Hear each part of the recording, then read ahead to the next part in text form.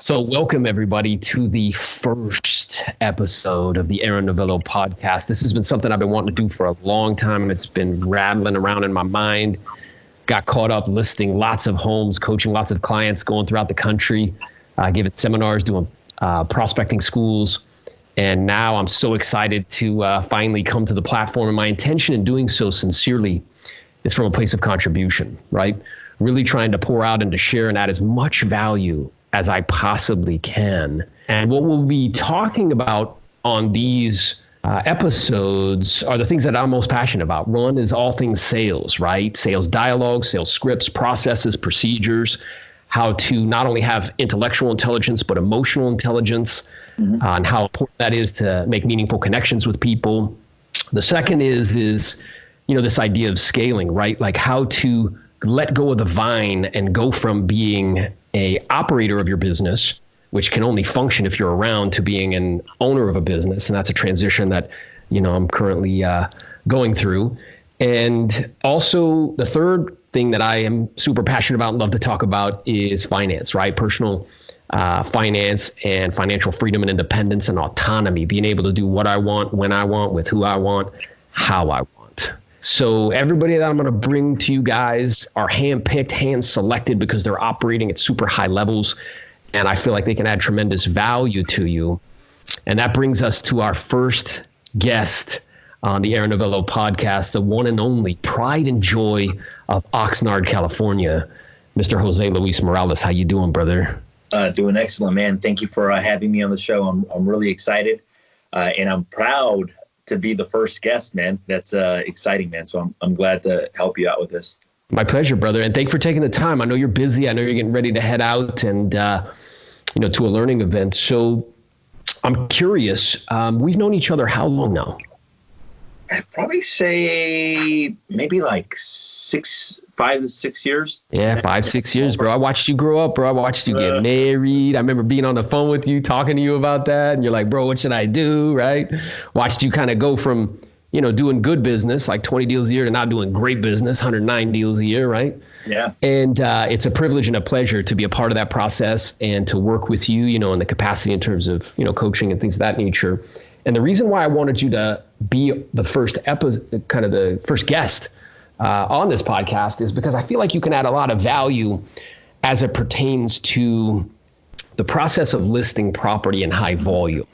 Mm-hmm. I know that we worked on that specifically, right, for an extended period of time. So if you could you walk people through kind of your experience initially and your kind of approach to listing presentations? And then after we connected and kind of some big ahas and some of the things that we worked on that allowed you to really change that conversion ratio and get it to be much higher. Yeah. So what ended up happening at the beginning is I think like the first year I went on like 60 some listing presentations, but I only took like a handful. So it wasn't even like 50% listing presentation ratio. It was probably like 10, 15, 20%. And what was happening is I didn't have like a direct path, and I wasn't being like versatile like at all.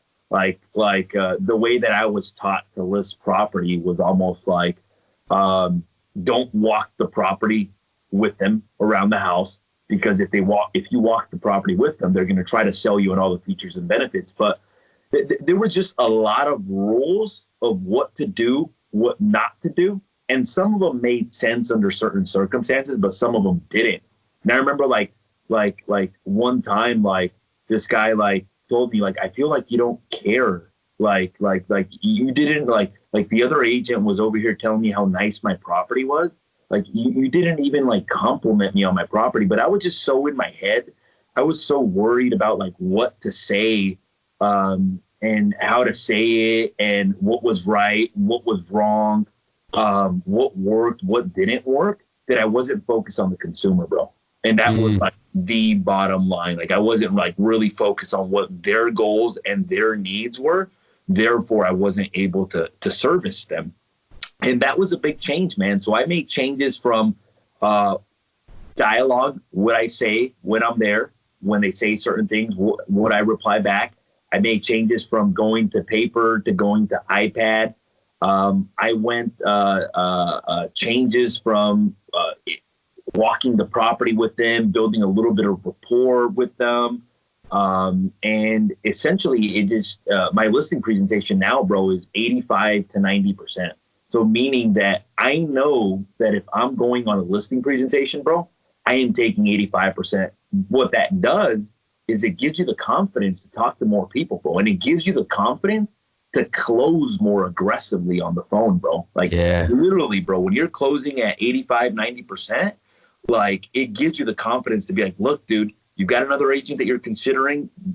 Just give me the opportunity to meet with you. That's right. You know, it's funny you say that because I was on a call setting an appointment this week and the woman was like, hey, you know, I'm just busy. I'm at work. I don't have time. And I was like, you know, I'm really respectful of that. I know we're all time starved in this current slice of time we find ourselves in.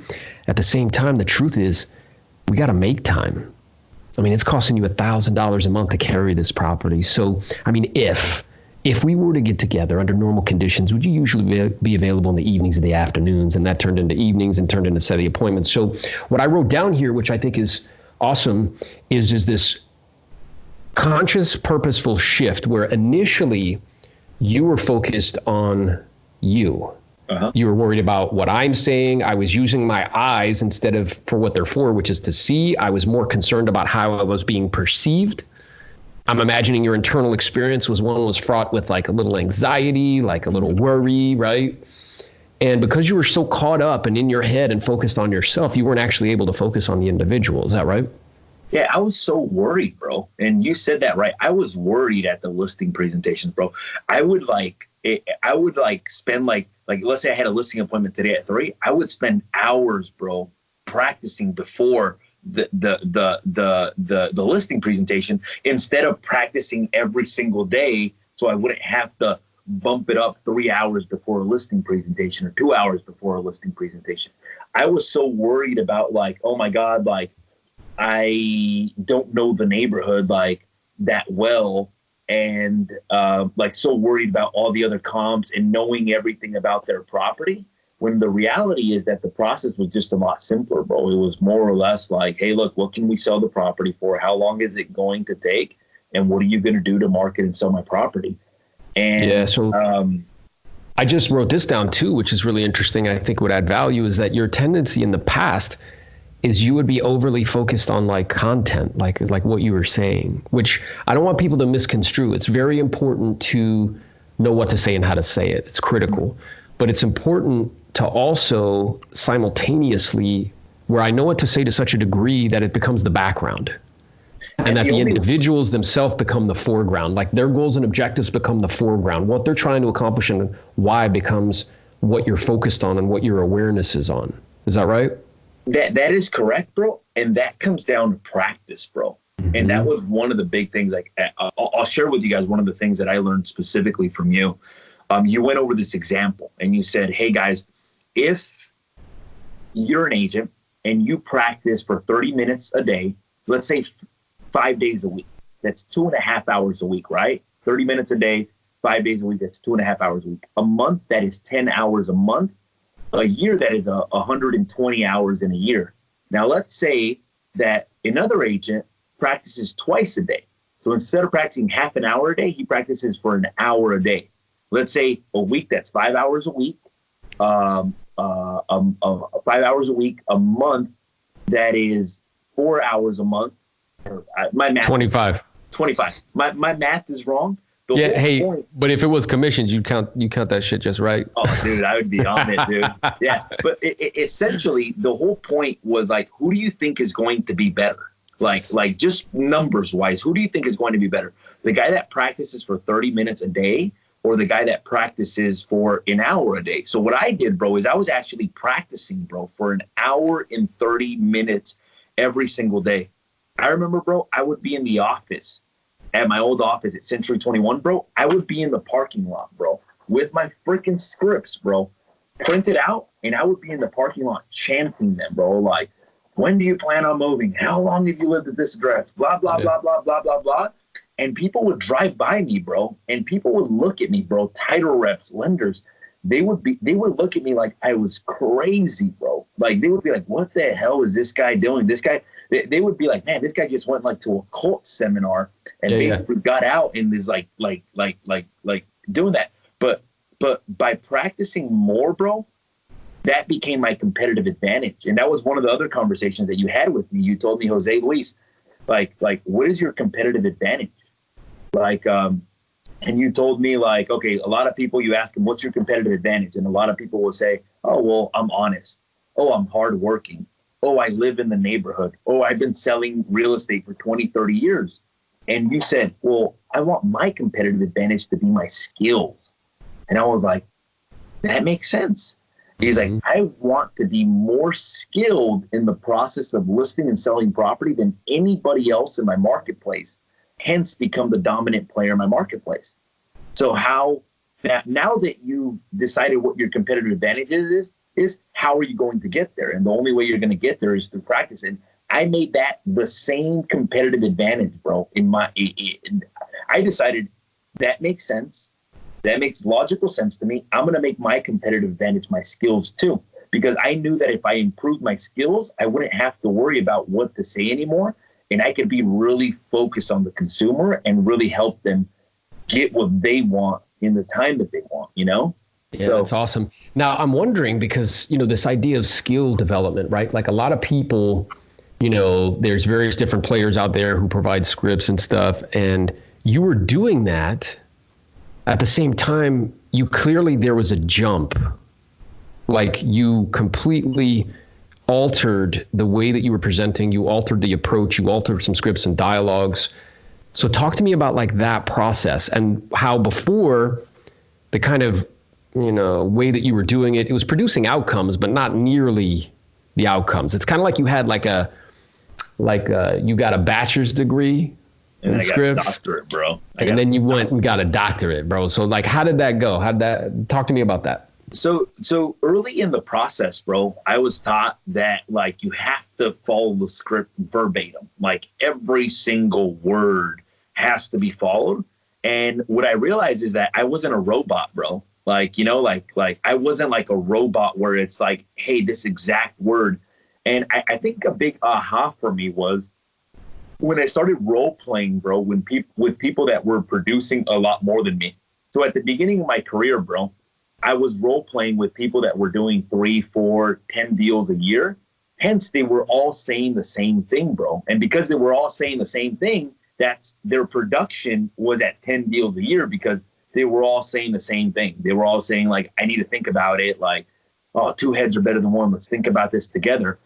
But the reality is that what I started doing is I started role playing with people that were better than me. And then I started thinking about this from a consumer's perspective, meaning that like if one of my role play partners said something that like I was like, oh, wow, that sounds really good. If I was the consumer, I would prefer to hear that instead of this. And I started studying that. So my big aha was I started role playing with people that were doing like 60 deals, 100 deals, 150 deals, 200 deals. And then the way I started communicating with people changed because the way that they communicate with people is different than the way that the 10 deal producer communicates with people. A lot of them were more consumer centric versus me centric. A lot of them are more like not as robotic as well too. So they're not like when do you plan? Like they have more versatility, and I think that was the big thing. I remember the first time I role played, and I'm gonna give him a shout out, Ray Marquez. He's at Ray Marquez. I know Ray. Ray Marquez. He's out of like Northern California. He was the big guy, the first guy that gave me the chance. And I remember I saw him. He was on a panel, and I followed up with him, bro. I was like, yo, let's role play. Hey, dude, my schedule's full. Yo, let's role play. My schedule's full. Let's role play. And he gave me the opportunity, bro. I remember I jump on a call with him, bro. The first thing he says to me, bro, he goes, Jose, I need to think about it. Doesn't even say hello. Doesn't say, how you doing? How was your weekend? Nothing, bro. 12 to 15 objections right off the bat, bro. And I'm like, holy shit, this is the next level. That's what I thought to myself. I was like, man, this is the next level. And from that point forward, I made it a purpose. I would go to a seminar where there's a lot of people that are big producers. And I would make a hit list, bro, of everybody that I wanted to get on my schedule, bro. And at that seminar, bro, I would make it my point to go up to them and ask them to be on my schedule. And a lot of them would be like, yo, like, let me think about it, or not let me think about it. Oh, yo, my schedule's full, or follow up with me in 6 months. Yeah. And the ones that would say, hey, yeah, call me during the week. I'm like, well, look, I've got the schedule. I've got some openings right now. I've got this time or this time. What time would work better for you? And I started making a point to look for skillful role play partners. I sought out the most skilled players in the industry, and I made it a purpose to role play. And one of them was you, bro. I prospected you for like years. I remember you would tell me your schedule was full for like years. And then finally you gave me the opportunity. And now look, bro, I'm one of your best friends. You got me on your podcast, and yeah, it's awesome, man. It's a really cool kind of symbiotic relationship. So it's interesting, this evolution where first I have to ingrain what to say, and that's kind of, again, it's like elementary school. And then if I want to graduate and go higher in those levels, I have to get around people who have a higher skill set. And I see a lot of people get trapped at a certain kind of production level. Part of the reason is because precisely that, is that they're only, people have a tendency to want to role play with people that are either at their level or below. Mm-hmm. Because it feels good, right? Like it strokes the ego. It's another thing to get on the phone with somebody that you're actually nervous to get on the phone with. And, I ask people regularly, and I remember when we first started working, I'm like, hey man, how many people in your schedule other than me do you have that when you get on the phone, you're like, yo, I really need to bring it. Like I need to be on point. Mm-hmm. And the more people that you can have in your schedule like that, really the better. Now, I'm curious, because you mentioned that you went from kind of about 50% kind of conversion ratio on listing appointments to now upwards of 80. What do you attribute that to, like specifically, right? Because I want to give people some very kind of tangible, not just like, conceptual, but very tangible things that they could be doing to try to raise that conversion rate. So I think I did two things, bro. On the listing presentation, one, I started presenting the plan of action because I found out that a lot of people in my market were fluffing the presentation up and saying what they were going to do to market the property. And then two, I started mastering certain objections. Number one is I've got another agent that I'm interviewing. And number two is I need to think about it at the listing presentation. Oh, three things. I changed the way I present the price. So I made it more about them and strategy and giving them the option to select a price. I mastered, hey, I need to wait, time out, because that's good. Because I'm aware that's huge, right? Yeah. So in the past, your kind of previous training prior to us connecting was like, it's this way or no way. Yeah, and that was dumb because I saw you hesitate, but it just is. It's dumb, bro. I missed out on a lot of money, bro. The reality is that I left a lot of money on the table because of the way that I was presenting price. I remember like one specifically, it was like December, bro. I worked so hard, bro, to get this appointment. It was like a $600,000-$700,000 property in Newberry Park, bro. And it was like, they wanted to list it at $665, bro. And I was like, look, the price is $650. And then they basically gave me I need to think about it. But the reality was that they didn't like the price that I was pitching to them. That was the reality. And they ended up listing at $665, bro. The agent that listed at $665 ended up reducing it to $650, and it sold at $650. But I was just like, oh my God, dude. Like they were extremely motivated, bro. The guy reduced the price within 2 weeks, bro. The property sold within 3 weeks. And I was just like, man, these people like were ready to sign up with me, bro. And it's so interesting. So like this, Jim Rohn lets us know that success is a few disciplines practiced every day, mm-hmm. and that the opposite of success, so not producing the outcomes that you want, are a few errors in judgment, mm-hmm. practiced regularly. Mm-hmm.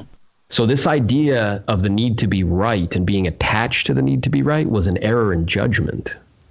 And then with some small little tweaks, so we start working together and I'm like, Jose, man, like when they say that, And it's like, sure, I mean, that's an option. We can certainly do that. I guess here's my question is, if we can come to an agreement with regards to how to position the property price-wise, do you think there'd be any other reason why we couldn't get started today? So what I wanted to also talk to you about was this idea of knocking on doors, because what I'm aware of, man, is like most people mentally, as you know, when a lot of people get in this game, they don't really realize what it is, which is that it's a direct hardcore sales business, no different than selling books door to door, knives door to door, subscriptions over the phone.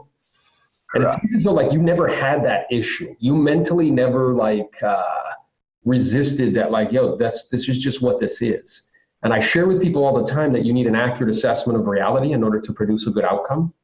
Mm-hmm. So I have to see what is, and when I can see what is, then I can make decisions in accordance with that. That'll lead me to getting what I want, right? And you just kind of embrace that initially. So talk to me about like that kind of just acceptance of that, and also how you go about, because I'm aware knocking on doors isn't easy, man. We're in a group together, right? We text each other and like you're sending pictures, man, all smiley and shit in your suit. You got your thing spanned out and you're like, yo, I'm pounding it. And it's like in the morning and you're knocking on doors, and then I get a text from you at 6 your time and you're back out there doing it again. So like, talk to me a little bit about that. Like not only the kind of mindset behind that door knocking and the acceptance of it, and also kind of specifically, strategically, like how you go about doing that. Like what's the process and system of how you do that?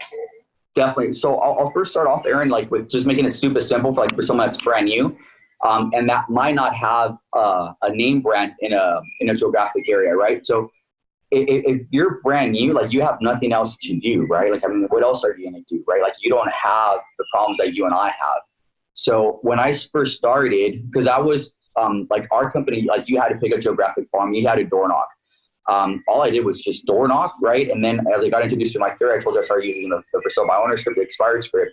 So when I started, I think I was averaging like about 100 contacts a day door knocking. Same thing. So like I would go into the office, the meetings would end like right around 10 at the company. So like by 10, I would drive to the farm. I would be there at 10:30 and door knock all the way until like about 1 o'clock, right? Because I feel that that's a good stopping point, because if people go home for lunch or something like that, I'm just trying to like strategize or leverage myself, where if I'm going to be door knocking, like I'm out at their door. I feel that there's, from experience, there's this dead time from like 1 o'clock to about like say 4:30. And what I mean dead time, I mean there's like fewer contacts that you'll make in that time. So then I would go back out to my farm at like 4:30 or 5 o'clock.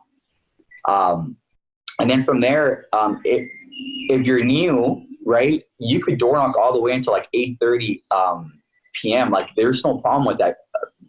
Depending on time zones and time of the year, like it might be pitch black by like 7:30 or so, or 7 o'clock, but you could still door knock until 8:30 and just speak to them through the door, right? Because as I told you earlier, like you have to look at that as you're building your center of influence. Like you're building that, right? You're nurturing that. But that's just another layer on top of the immediate business, like the expire, the for sale by owners, right? Because you can't just do door knock and not do the other sources. Like you can't just focus on past clients and not call expireds, right? Because if you do that, then you're not going to sell real estate at a high volume. So I can tell you that last year, I did 50 transactions from my geographic farm, 50, right? Which is a huge number. And I'll get to it in a moment in regards to how I did it. So if you're brand new, like that's what I would do. Door knock. And you can start door knocking as early as 9 a.m. all the way to 1 p.m. And then again from 4:30 all the way to 8:30, right? Because you have nothing else to do. And when you're starting, like you just make notes, like mental notes. If you're door knocking for an expired, you're probably not going to come back, so your notes don't have to be that detailed, right? So if there's an expired listing, you should still door knock the surrounding homes in the area, because we know there's going to be another seller listing in that neighborhood.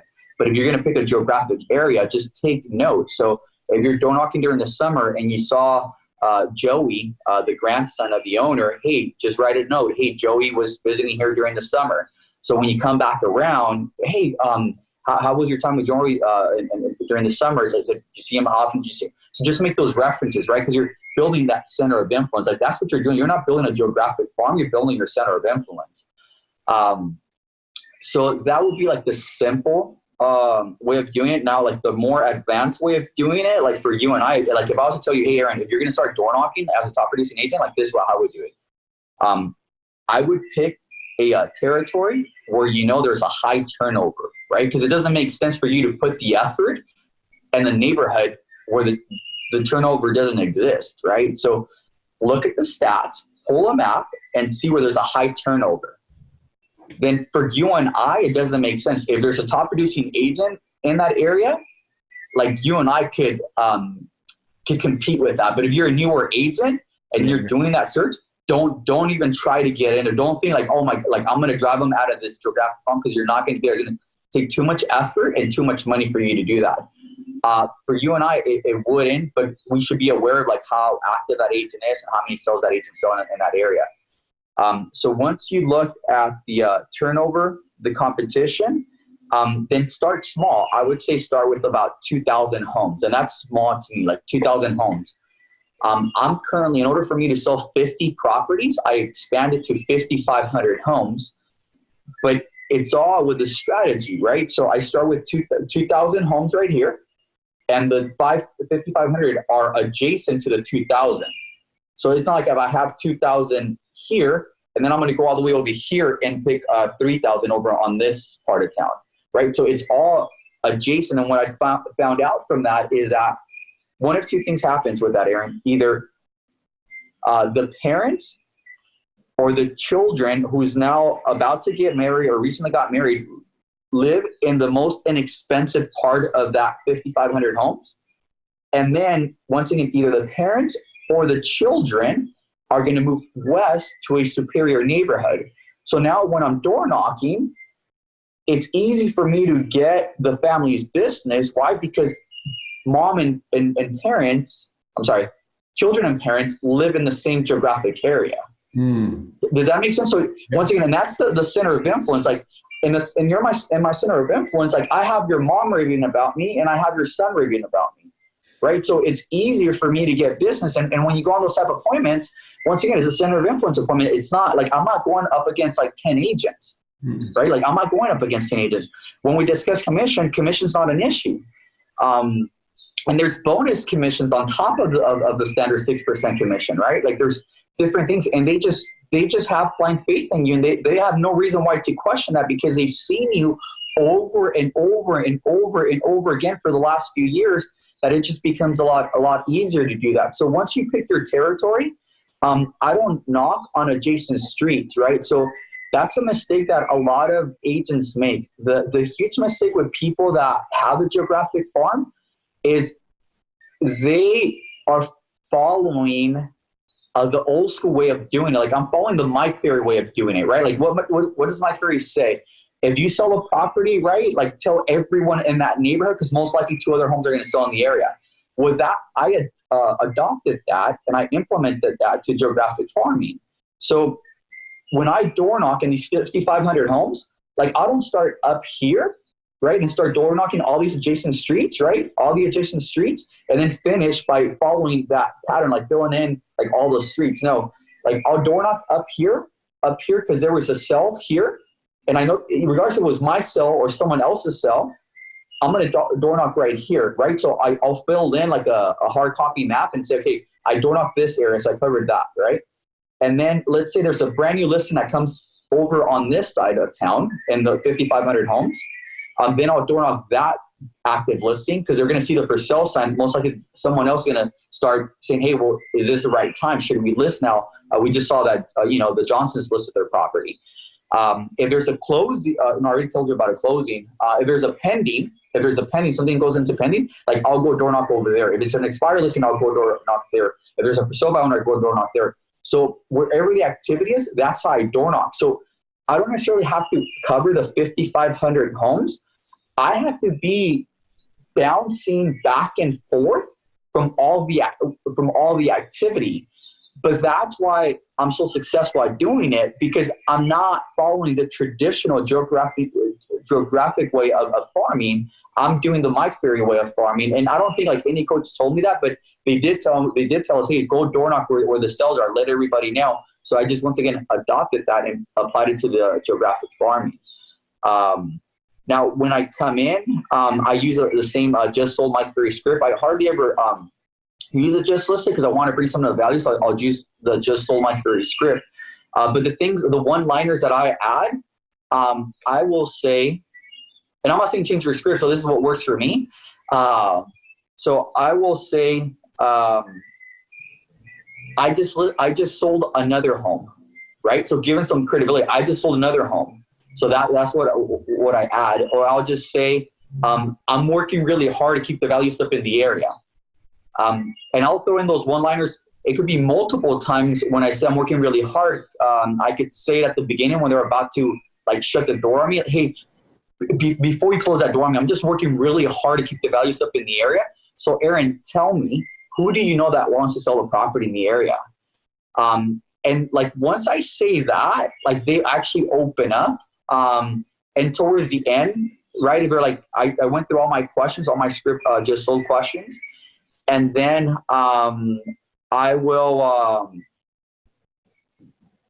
ask at the end, well, before you let me go, if you were to come across someone that wanted to buy or sell, do you have a great agent you refer your friends and family members to? If they say no or whatnot, then I say, hey, I'm just working really hard. Would you mind calling me if you came across someone like that, right? So just adding those one-liners there, just to give credit to the neighborhood that, hey, look, I'm not doing it here to get another listing. Like I'm doing it to keep the values up in the neighborhood. Yeah. Now, and are you collecting data like from these people? Like, are you getting email addresses? Are you mailing stuff to the geographic farm? Like, what does that look like? Great question. So I am. I still do it like with a hard copy book that I get from Title, right? Like it has everybody's name and stuff like that. Obviously, the right way of doing it would probably be with an iPad, and maybe some of these younger kids like could figure out a way like how to do it and then carry like all the door knocking pieces. But yeah, I collect the data, so I collect their when at closing, I would say, hey, let me text you my contact information, right? So that prompts them to give me their cell phone number. And if there's a pause, I'll just, obviously, like we've been taught, like I'll ask, okay, so is that a 818 area code or is it a 310 area code, right? And I'll let them finish the sentence.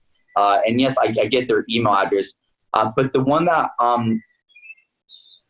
the two that I do more frequently is mailing a piece, a just sold piece, mailing that out. And once again, I don't have to mail it out to the 5,500 homes. I could just mail it to wherever the activity is, to the different parcel numbers. And it's just sold with on the bottom. It has, I think I've shown you in the past, like it has like the return CMA card, so they could like fill in like I'm interested in a free market evaluation. I'm interested in selling my house. I'm interested in buying a home. So they could just return that, and it's like already the postage is already paid for. And then I call. So those are the ones I use to the most frequently. It's obviously door knocking first, then calling, and then mailing. And then as far as like your kind of, because I'm imagining people be like, well, what's your schedule, Jim? Because you're calling, you're door knocking, and you're with the mailing. I'm aware the mailing is something that goes out that doesn't require too much input from you. But the door knocking and the calling, like, so do you have like certain days that you do door knocking, certain days you do calling, or do you do door knocking, calling every day? Great question. So calling, it's mainly like for rainy days, and even on rainy days, sometimes we're out there.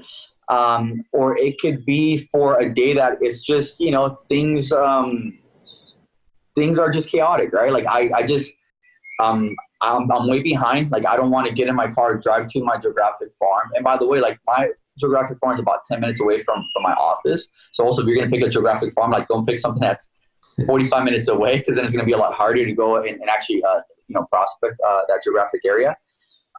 So we use mainly door knocking, and I share the schedule. So even right now, I don't do much of that aggressive morning schedule. Like right now, as a top producing agent, I would say my goal is to be in the farm like by 11 a.m. and be there until like 1 a.m. Right, and then later on in the evening, I would probably get there around like 5:30 until 7:30. Unless if I'm behind on my goals, then I might pull 2 nights where I go all the way until 8:30, and that's Monday through Friday. And then the best day to actually door knock are Saturday mornings, because at that point everybody's chill. They're, working on their garden, working on their car. So a lot of that stress from the hustle from Monday through Friday, like that's not there. And like people open up and they start to talk to you. You really get to talk to people that you might have not spoken to like in, 6 months or 12 months that you happen to find them home. But yeah, that will be my schedule. I mean, mainly door knocking. The phone's only if I'm running behind on my schedule or it's like a thunderstorm outside and I can't go out door knocking. Yeah, that's so interesting, man. And I love it because like it's so, I'm aware that there's very few people who do that and who have built their business that way. I know for me, like I've done door knocking before, but not anything to the degree that you are. And, I've built my business just via the telephone and it's cool because it shows that all roads lead to Rome. Right? Where the phone is more efficient, but in person is more effective because you're going to get more direct kind of FaceTime with people.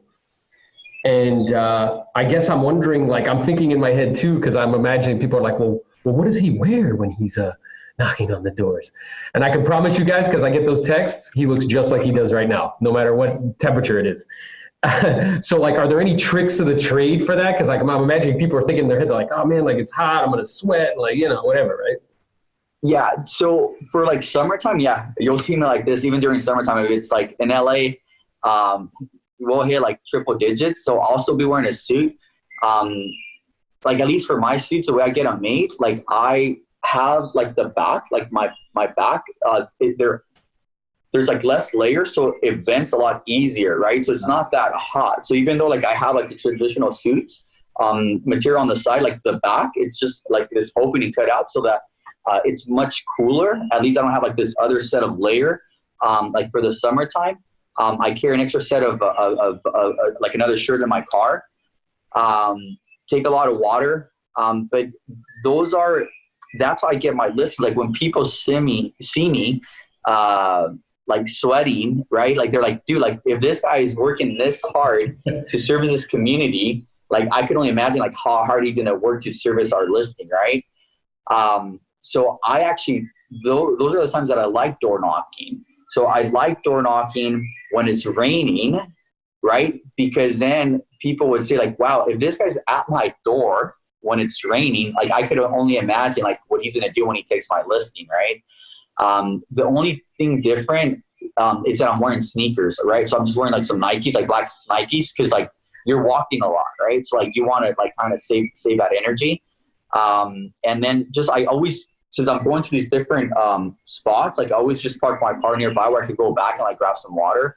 And obviously you're drinking so much water, you gotta find out where the nearest McDonald's or Subway is, so you go to use the restroom. But yeah, I mean, just for me, and it's a mindset. Like I'm always like just saying like positive affirmations as I'm door knocking, because you are like, what am I doing here? Like I don't have to do this anymore. Like this is insane. Like what am I doing? Yeah. But then like you said, if your why is big enough, like what does it matter? Like there's these other guys, during the summertime up on the roof, like doing a roof, right? Like I'm door knocking doors and like see people like, oh, like my ego's too big for me to go out, like knock on doors. Like I don't need that. The rewards that you and I get, Aaron, for the service and the outcome we provide, it's so high that it just makes it worth it. Like if I just divide how much I make an hour, right? And if I multiply that by the times I'm door knocking, like it's just makes sense to door knock. Like why wouldn't I do it, right? The other way for the amiable audience is that if I don't take that aggressive approach to get in front of people, especially right now, because at least in my marketplace, like people are not answering the phones. I mean, right now with the pandemic, yeah, the numbers have gone up. People are answering the phones, but before the pandemic, people were not answering the phones anymore. So I could be on the phones for a long time, and my contacts, and that's another thing I haven't spoken about. Like my contacts, let's just say it's 5 contacts in an hour on the phone. But if I'm door knocking, I'm at 12 contacts. I'm averaging 10 to 12 contacts in an hour. Yeah. Right. So I'm reaching out to a lot more people. Perfect. Well, so I've been doing this for 20 years, and I started back up in Michigan, and, I was just the average agent. I mean, I had decent sales coming out of the gate because I wasn't afraid to talk to people, but I luckily ran into Bellino Bide, who we all know, in my market. And as our market was crashing, here this woman is, she's going to make $1 million that year. And I'm like, man, I'm leaving the business because I lost half my income, and this chick's selling all these homes. And so anyway, I get in front of her. She tells me about a coaching program, and the rest is history as far as learning how to have skills to be a skilled agent. So I hired the coach. The coach kind of says, okay, you need to get in front of more people. This is not only a relationship business of the people that you do know, it's the people that you don't know that are going to make you the millions, right? So my mindset shifted immediately. 2008, Kathy Anderson was my coach at the time, and she said, what's your big, hairy, audacious goal? And I said, to get the heck out of Michigan because I don't like the snow, right?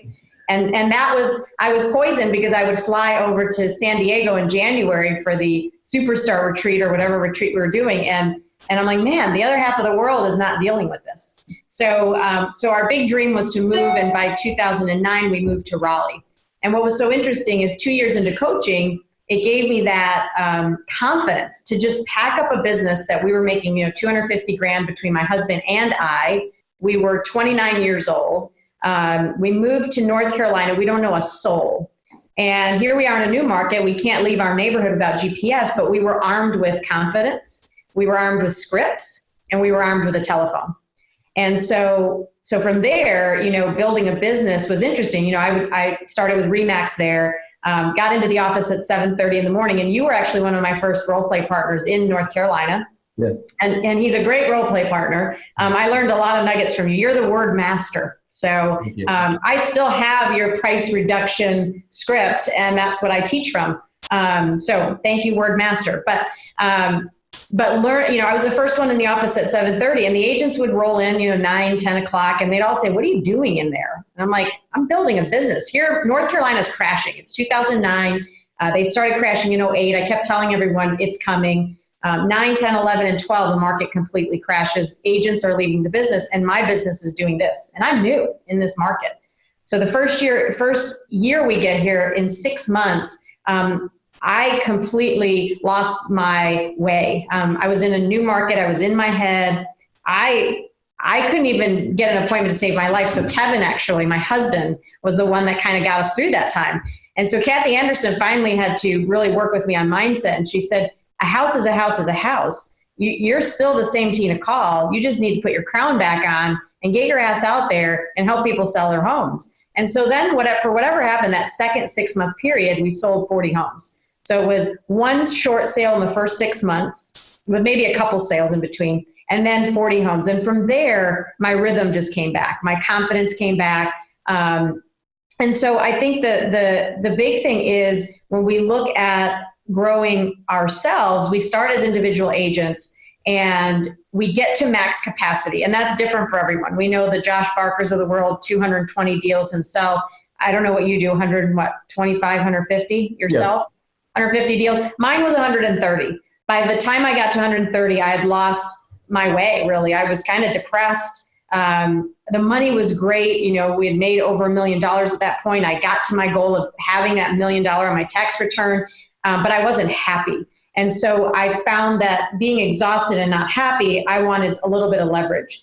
And so I hired my first buyer's agent, and that agent brought another 30, 35 deals, but took over a lot of my buyer deals. So I completely shifted into being just a listing agent, because those 130 deals, 45 of them were my sellers that needed to buy. So I was out there in the field every day.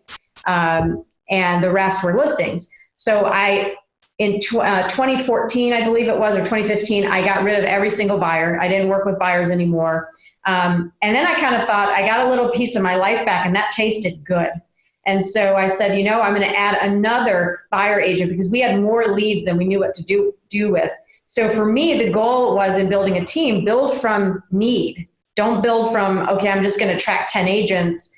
Build from the the authentic need that your wheels are falling off and you need people to help you go to the next level. And that's when I started hiring, I hired 2 buyer's agents and then went to 2 admin. So now there's 5 of us on the team. And then come 2017, I read the MREA book. I thought it was fantastic. I'm like, this is a great book. I couldn't sleep the night. I just literally ripped through it in 3 days. I'm like, that's what I'm going to do. I'm going to build a team, run it, like an organization, like a business. And so with that mindset, I moved to Keller and really wanted to explore that more and potentially step out of the business. But I never got there, which I'm thankful for today. But, when that business started to grow, I went to, now I'm today, fast forward 3 years later, 10 agents on the team, an operations manager, 2 admin, 1 assistant, and myself. But I'm in a different mindset now where I still do my 100 deals a year, but I teach my team the core, the basics. So time management skills, they have to come in every morning. They have to do their lead gen. They have to prospect. They have to have skills of a strong lead follow-up. They need to pre-qualify. They need to know how to handle objections, and they need to be able to be confident in front of our buyers and our sellers. So I teach them the core basics.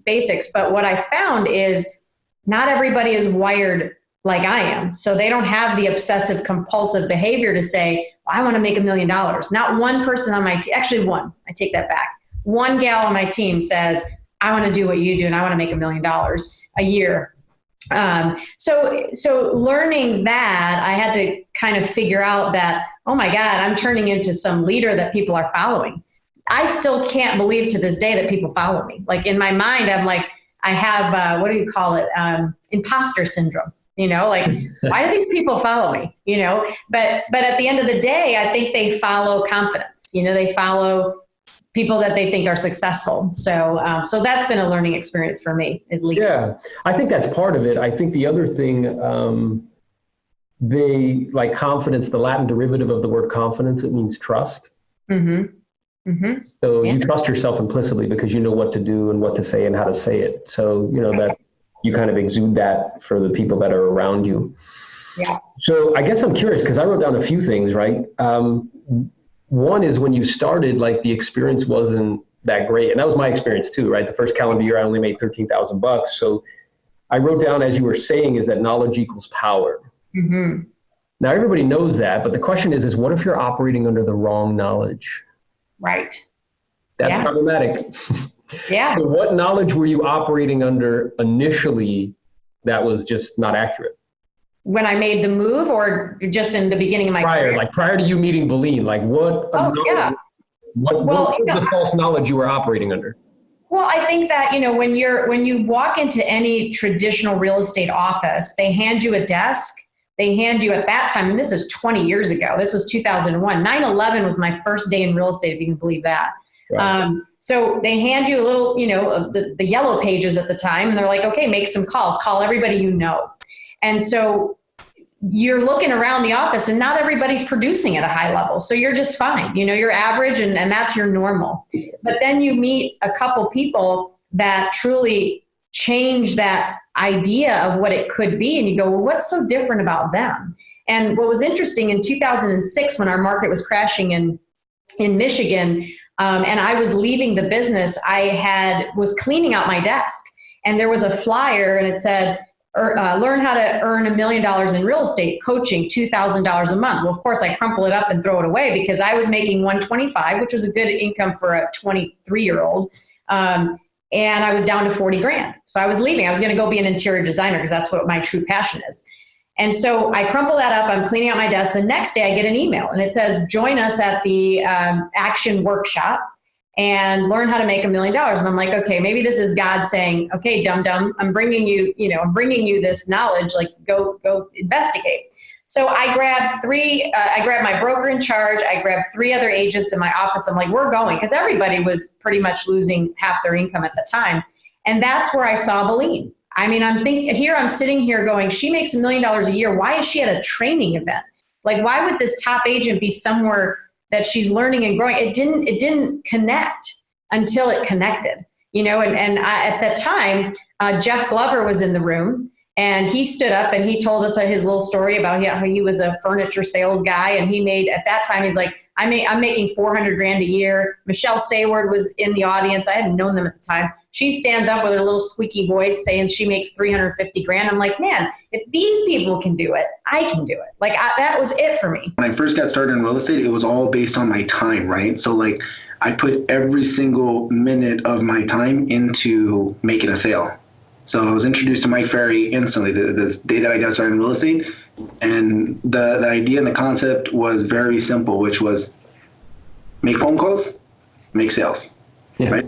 So that's it. Like you do that, you do more of that, and you get more sales. So I said, all right, easy enough. I'll stay on the phone all day long, and surely I'll hit 100 deals. That was my logic. I was like, all right, well, if that guy's doing that many phone calls, then I'll just do 3 times as much, and maybe he's a little bit better, but maybe I can make up for it. Well, it didn't quite equal out that way.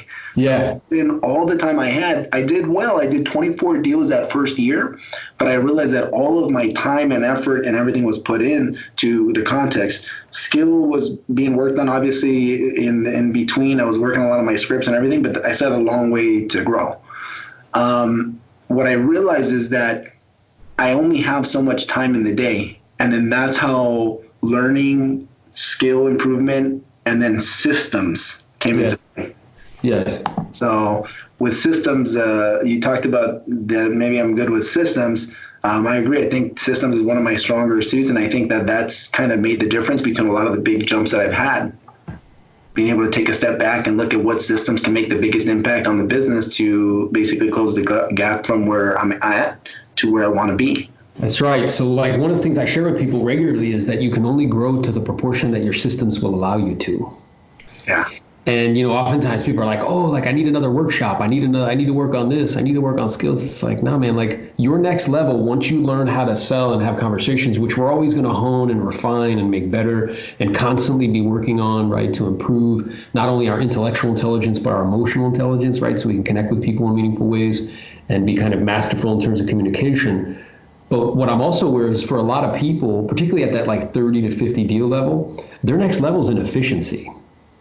And efficiency has to do with systems, right? So they can get lost in like going to retreat after retreat after retreat, or going to workshop after workshop after workshop, and they're just being told that like, okay, just like talk to more people and get better at what you say, which is like, yes, and we have to have systems in place so that way we can, as we're getting these more deals, we throw it over our shoulder and we can continue to grow and kind of create more leverage for ourselves. So I guess I'm curious for you, like what was the first systems that you started to put into place? So you did 25 that first year, you recognized like, hey, I need some systems in place. So what was the first kind of systems that you started to put into place? And then how did that evolve as you started to do more deals? So what happened is it all comes, so the way that you put systems into place, at least the way that I did, is look at the numbers. That's as simple as it is, right? So the first system that I realized is that like I did 24 deals that first year. The next year, I'm trying to increase the number of deals I'm doing. So that one's really simple. I just looked at my skills, right? I'm tracking my numbers and I looked like, oh, wow, I'm going on this many presentations, but I'm only taking this many of them, getting them signed. So yes. That's a very simple system to put in place. Let me put a system for role playing and a plan in place for closing the gap. So the key to systems is basically identifying the areas that can benefit the most from an improvement, right? So let's say, for example, if your listing presentation, if you're only getting 50% of the presentations that you go on, then there's a big improvement there. I can literally double my business if I were to get all of them. Now, getting all of them, that's a stretch. It's the best in the world, don't get all of them. But let's say if I can close it by 30%, well, that's essentially like a 70% increase on my business. That's right. Yeah. That's exactly what I played with, and that's what I continue to play with all the time. So if I look at the very first systems to put in place to grow my business was just skill improvement. I think the second was now saving time, right? How do I take away time from the things that don't make money to create more time to do things that allow me to make more money, right?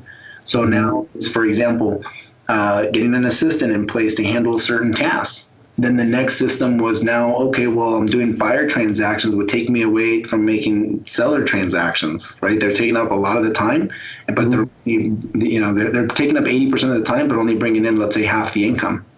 So naturally, my next step was, looking to getting a buyer's agent.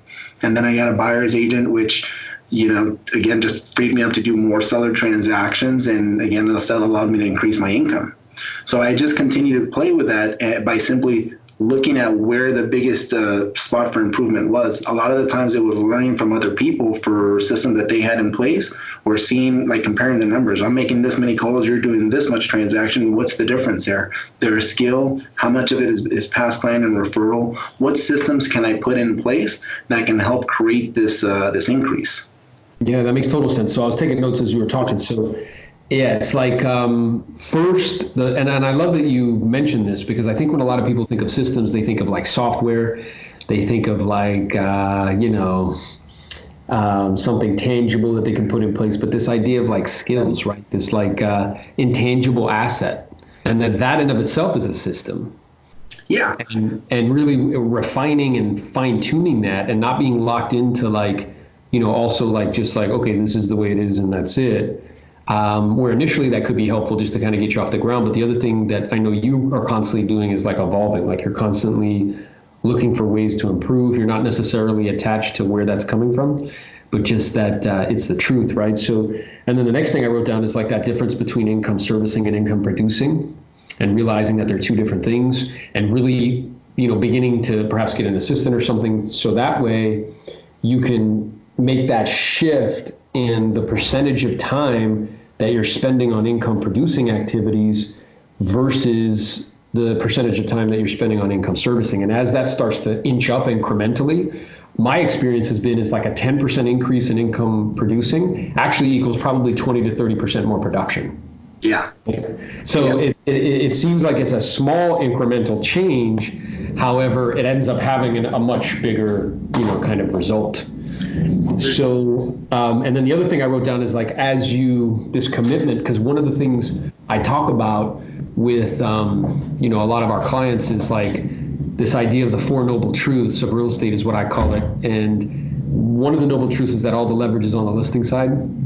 So realizing like, okay, as I'm, doing these deals, if I can begin to cleave myself out of the buyer sides, which are more time consuming, perhaps have some buyer's agents, which requires a system, then I'll be able to spend my undivided time and attention in PLAN, prospect, lead, follow-up, go on appointments, negotiate deals. And that's going to dramatically improve production. I find it so interesting that, when they say like, what you're accomplishing is 80% psychology and 20% mechanics. And I find it interesting, these 4 noble truths, what's so fascinating about them is that in many ways, they're like the main reason why me and you are able to do what we do, is because we don't deviate from them.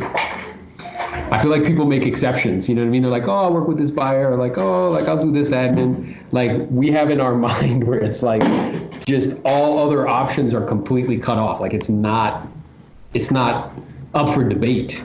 Yeah. And I like breaking of like certain mental rules that you have. That's right. Yeah. And that's right. That's exactly right. And then I'm curious. So let's say you're an agent and you're kind of making those incremental changes, right? You've worked on skill.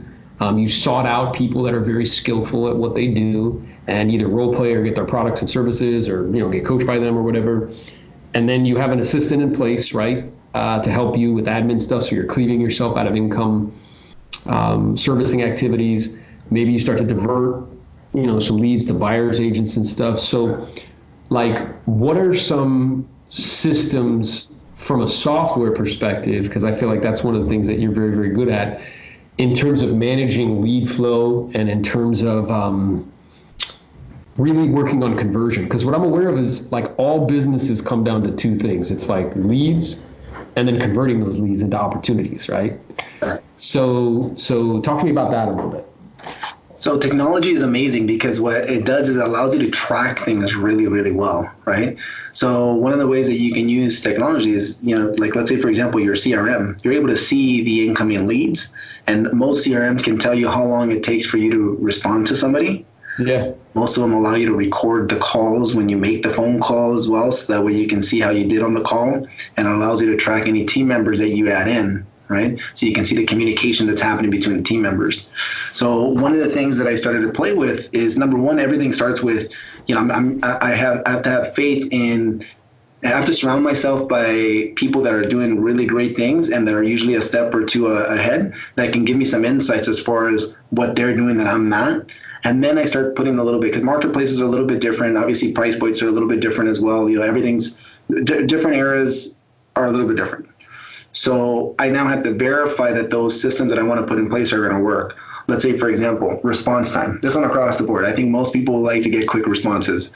Yeah. So if we have a CRM in place, I need to see how quickly or how long it takes for one of my guys to respond to a lead. How long does it take me to respond to a lead?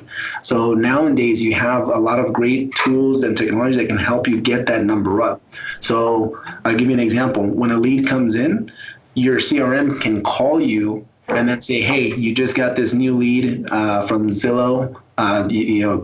Press 1 to connect with them now, right? Simple system. Dramatically increases the response rate, which dramatically increases the conversion rate. A lot of times with the business owners, they have these ideas, they have these visions, and they want to get somewhere. However, they write everything down, but it's very incomplete.